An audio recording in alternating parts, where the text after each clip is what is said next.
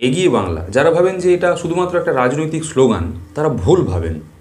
যেই এই স্লোগানটা দিয়ে থাক, তিনি একজন দার্শনিক মানুষ, এটা আমি হলফ করে বলতে পারি। কেননা যিনি এই স্লোগানটা দিয়েছেন তিনি নিশ্চয়ই জানেন বা জানতেন যে ভারতবর্ষে যখনই কোনো ঘটনা ঘটবে সেই ব্যাপারে কোনো না কোনোভাবে বাংলা এগিয়ে থাকবে।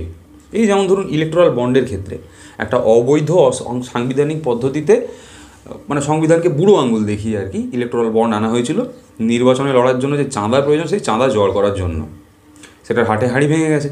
কিন্তু বাংলা এই ইলেকট্রাল বন্ডের ক্ষেত্রে এগিয়ে। কিভাবে এগিয়ে আপনাদেরকে বোঝাচ্ছি। হিন্দু বিজনেস লাইনের তরফ থেকে একটা খবর প্রকাশিত হয়েছে, যেটা আপনারা এই মুহূর্তে স্ক্রিনেও দেখতে পাচ্ছেন। তার হেডলাইন হচ্ছে Kolkata city of bonds. City of জয়কে বলা হয়েছে সিটি অফ বন্ডস এই হেডলাইনে। A third of biggest electoral bond donors based in the city. মানে যারা সবথেকে বেশি ডোনেশন দিয়েছে ইলেকট্রাল বন্ডের মাধ্যমে, বা ইলেকট্রাল বন্ড যারা সবথেকে বেশি কিনেছে, তারা কলকাতায় রয়েছে। কেন এগিয়ে বাংলা বুঝতে পারছেন? আরও বুঝতে পারবেন, দাঁড়ান এরপরে যে তথ্যগুলো আপনাদেরকে দেবো সেখান থেকে আরও ভালো করে বুঝতে পারবেন।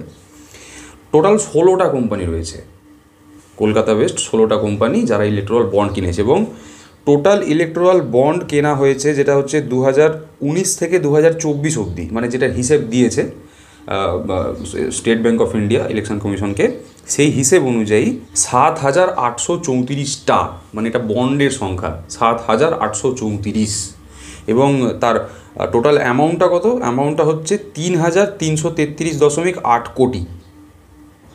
হ্যাঁ, 3,333.8 কোটি টাকার ইলেকট্রাল বন্ড কেনা হয়েছে এই কলকাতা শহরে, এই রাজ্যে। এবং যে টোটাল 22,000 বন্ড বিক্রি হয়েছে, সেই 22,000 বন্ডের মধ্যে 7,834টা বন্ড কলকাতাতে কেনা হয়েছে। বুঝতে পারছেন কতটা এগিয়ে আছে বাংলা? এবার এই কোম্পানিগুলোর মধ্যে কয়েকটা কোম্পানির নামে আসছি যারা এই ইলেকট্রাল বন্ড কিনেছে এবং কত টাকা দিয়ে ইলেকট্রাল বন্ড তারা কিনেছে। কেন ইলেকট্রাল বন্ড নিয়ে কথাটা বলা দরকার, প্রয়োজন কেন? প্রয়োজন এই কারণে, সুপ্রিম কোর্ট বলেছে এটা একটা অসাংবিধানিক পদ্ধতি। তাহলে এই অসাংবিধানিক পদ্ধতিতে যে টাকার লেনদেনটা হয়েছে, সেই লেনদেনটাও কিন্তু অসাংবিধানিক। কেউ মানুক বা না মানুক, এটা অসাংবিধানিক। এই অসাংবিধানিক লেনদেনে কলকাতার বা বাংলার কোন কোন শিল্পপতিরা জড়িয়ে রয়েছেন কিছু নাম এসেছে উঠে। যেমন একটা নাম এসেছে হলদিয়া এনার্জি লিমিটেড। হলদিয়া এনার্জি লিমিটেড 377 কোটি টাকার বন্ড কিনেছে। এই হলদিয়া এনার্জি লিমিটেড হচ্ছে সঞ্জীব গোয়েঙ্কার কোম্পানি। সঞ্জীব গোয়েঙ্কা মানে সিএসসি লিমিটেড। এই যে মনে আছে প্যান্ডেমিকের পর লাখ লাখ টাকা ইলেকট্রিক বিল এসেছিলো, সব মাথায় হাত পড়েছিল। আরে গোয়েঙ্কা আমাদের বাংলার রত্ন, তিনি বঙ্গবিভূষণ। তার এত টাকা রয়েছে যে তিনি 377 কোটি টাকা, 377 কোটি, আরেকবার শুনুন, মধ্যবিত্ত গরিব বাঙালি আরেকবার শুনুন, বলবো আরেকবার, 377 কোটি টাকা। এই যে আপনি ইলেকট্রিক বিল দেন, এটা ওখান থেকেই এসছে টাকাটা। 377 কোটি টাকা চাঁদা দিয়েছেন গোয়েঙ্কা বাবু, বাংলার গর্ব তিনি। কাকে চাঁদা দিয়েছেন এখনও জানা যায়নি, তবে চাঁদা দিয়েছেন। এত কোটি টাকার ইলেকট্রাল বন্ড তিনি কিনেছেন। তার যে পাওয়ার প্ল্যান্টটা রয়েছে সেটা 300 মেগাওয়াটের পাওয়ার প্ল্যান্ট, হলদিয়ার যেটা কথাটা বলা হচ্ছে। 2019 থেকে 2024 সালের মধ্যে এই ইলেকট্রাল বন্ডগুলো কেনা হয়েছে। বোঝা গেল? এবার আসছি দ্বিতীয় কোম্পানিতে। দ্বিতীয় কোম্পানি হচ্ছে আদিত্য বিড়লা গ্রুপের SL mining and industries limited. তারা 224 কোটি টাকা দিয়েছে। হ্যাঁ, আমাদের রাজ্যের মুখ্যমন্ত্রী কেন মানে বেঙ্গল গ্লোবাল বিজনেস সামিট করে বাইরের দেশের শিল্পপতিদেরকে, বাইরের রাজ্যের শিল্পপতিদেরকে আমাদের রাজ্যে ডেকে এনে শিল্প তৈরি করতে অনুরোধ করেন বুঝতে পারি না। আমাদের রাজ্যে এত বড় বড় শিল্পপতি রয়েছেন যাদের কাছে 300 কোটি টাকা, 400 কোটি টাকা কোনো ব্যাপারই নয়। তারা থাকা সত্ত্বেও আমাদের রাজ্যের মুখ্যমন্ত্রীকে রাজ্যের বাইরে যেতে হয় শিল্প আনতে। হিসেবটা গুলিয়ে যাচ্ছে আর কি।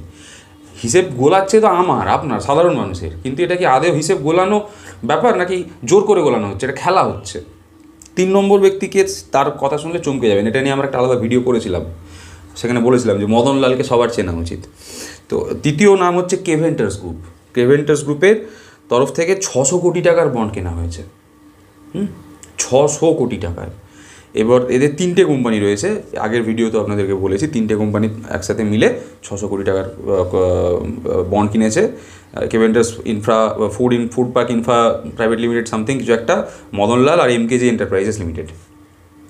এবার এই টোটাল যে 7,834টা বন্ড কেনা হয়েছে, যার জন্য কলকাতাকে বলা হচ্ছে city of bonds, the Hindu business লাইনের একটা headline, the city of bonds. এটা নিয়ে বাঙালি চাইলে গর্ব করতেই পারে, কোনো অসুবিধে নেই।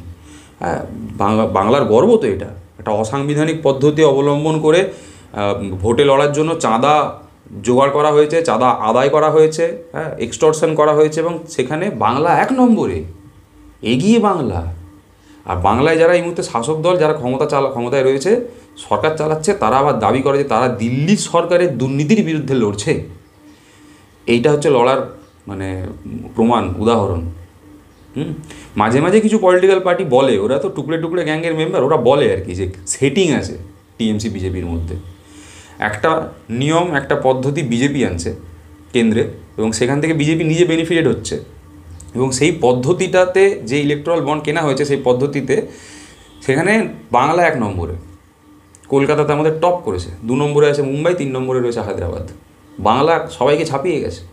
এ বিষয়ে আপনার কী বক্তব্য, কমেন্ট বক্সে কমেন্ট করে জানাতে পারেন।